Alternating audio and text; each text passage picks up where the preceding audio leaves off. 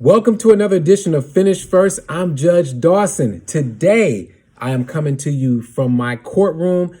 I don't normally do these programs in my robe, but today I just wanted to get this information to you, and I didn't even want to leave the bench because this information is so important.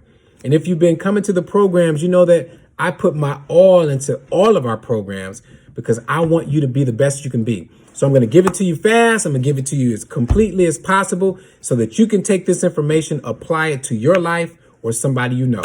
All right. The first thing that we always do is revisit the whole concept of being a cycle breaker. What does it mean to be a cycle breaker? Well, there are 4 elements. The first one is you have to recognize the need to change. You have to recognize the need to change. The question is, change what? Is it, change something in your community? Is it change something that's going on in your home? What about a law that you don't like? Think about this. We're on social media all the time and people complain about the laws. I don't like this. I don't like that. Well, if you don't like it, the next step is for you to take the effort and put in the work to make that change. So part of becoming a cycle breaker is recognizing that there is something that needs to be done. Maybe it's something that gets you all revved up or energized to get out of bed, or maybe it's something that impacts your heart every time you hear about it. That is a clue into what it is that you can employ to be a cycle breaker and how you can change lives. So the first step of being a cycle breaker is recognizing the need for change. The next step, number two is after you recognize the need to change, now you have to make a commitment to changing whatever it is that you want to change. So what do I mean by commitment? Well, I mean specifically this. We talk all the time about these things that bother us. We will go on rants. We will post it on social media. But the question is, are you going to do anything about it? Are you going to actually commit to changing it? Really, it could be a relationship issue. It could be something you want to do in your community. Maybe it's something simple as to stop smoking cigarettes or that other stuff, whatever it is. But the point of the matter is that once you recognize that there is a need for change, the next thing you have to do is commit to making the change, telling yourself you're going to do whatever it takes to make sure that this happens. Number 3, after you've already committed to making the change, now you have to get the tools and resources that will help you make the change. See, it's very easy to recognize the change that needs to be made, to point out what's going wrong in your life or somebody else's life. Then it's a little more challenging to make a commitment, right? Because now you have to put in the work. But after the commitment, now the next step is this. Do you have what it takes to make it happen? And I don't mean that in a negative way. I mean that in an encouraging way. Meaning, do you have the tools and resources lined up so that you can accomplish the goals that you're talking about? And I'm going to tell you right now that if you don't, you can do it. You can get the tools. You can get the resources. You can make the connections. So the key is, when we're talking about being cycle breakers, it's not enough just to say you want to make the change and you're going to commit to doing the change and all that stuff. Now you have to get the tools and resources. So what's the 4th step? Number 4, after you've recognized the need to change, after you've made the commitment that you're going to do this, and then you get the tools and resources, now you have to tap into your willpower to stay in the game when the going gets tough. When everything around you is just encouraging you to quit. It's too cold outside. It's raining. My leg is hurting. I don't feel like working out. My relationship is going bad, so I don't feel like speaking at home. I don't feel like talking to her, whatever it is. Or school is too hard. I don't want to go back. Whenever you set yourself on a course to change, make change, massive change, that's when the temptation to quit will be at its all-time highest level. So as cycle breakers, you have to stay in there. So again, let's review it. Number one, recognize the need for change. Number two, commit to making the change. Number three, get the tools and resources so that you can actually follow through on what you want to do.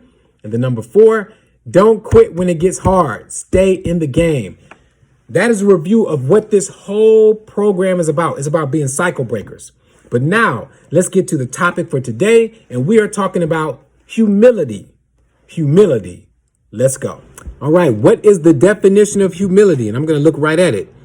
It is a modest or low viewpoint of one's own importance. Humbleness. He needs to be humbled. He needs more humility. So what does it really mean? It's freedom from pride or arrogance. The quality or state of being humble, accepted with honor and humility. All right. All that being said, let me break it all the way down. It's basically saying, you know what? I'm not so important. I can listen to people. I can take criticism. I'm not the greatest in the world because, in fact, there is nobody who's the greatest in the world because no matter what you're doing, there's going to be somebody that's coming along a little greater later on, right? I know I said that fast, but you get my point. Being humble is basically looking at life, accepting the fact that you can change.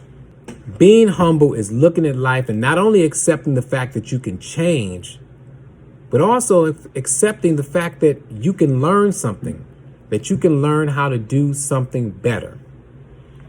As a judge, what I have seen in my programs is that one of the reasons, and there's so many reasons, that people get caught up in the legal system because we lack humility. A lot of these cases are about, you know what, you're not going to disrespect me because I'm a man. Or, you know, I'm that woman, I'm that boss girl. Well, you know what you all say. So I'm going to get respect. And if you don't respect me, I'm going to deal with you.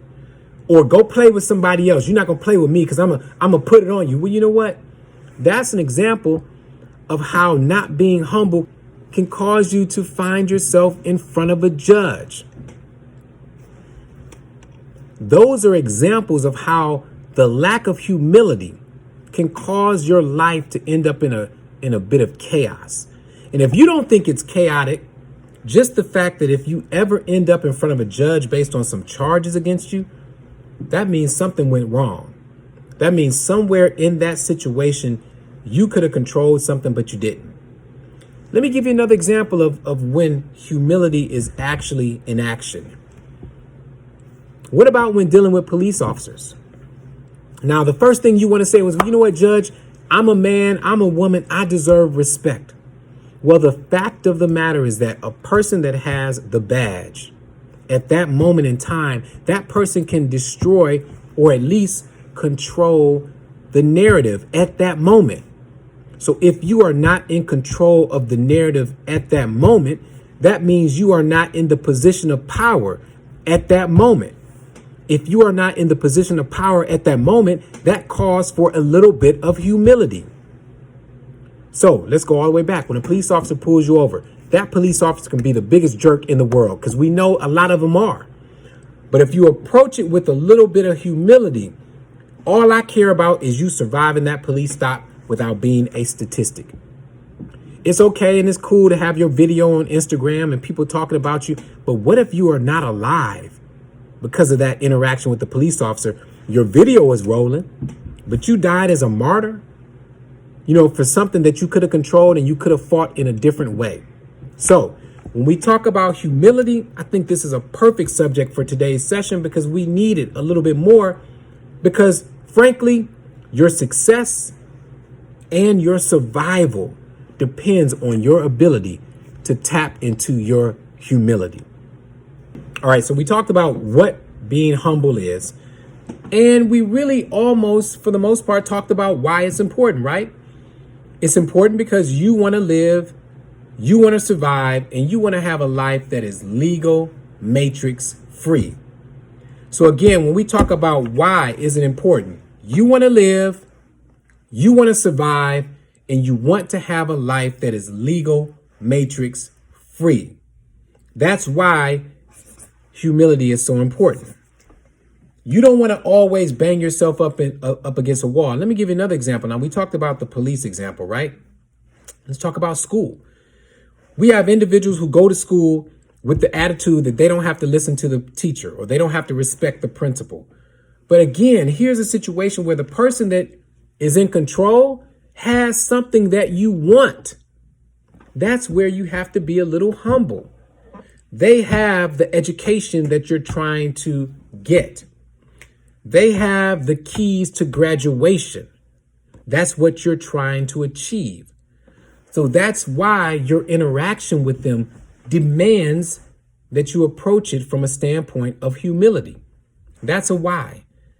Let me turn it all the way around and come right home to you. Maybe it's a relationship that you want.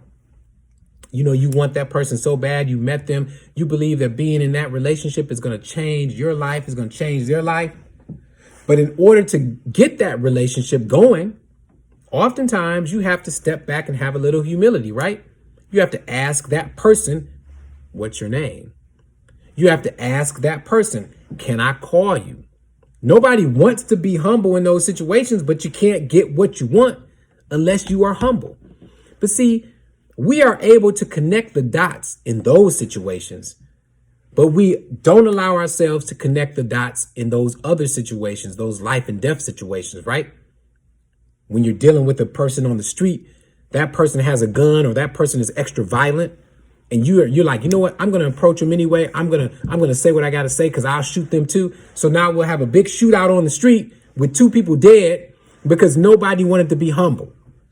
Nobody cared about their life enough to say, I'm going to be humble. I'm going to step back. So ladies and gentlemen, I submit to you, when we talk about being humble, it is a key, a necessary key to your survival and even your success. So today we're talking about being humble because that's what's important.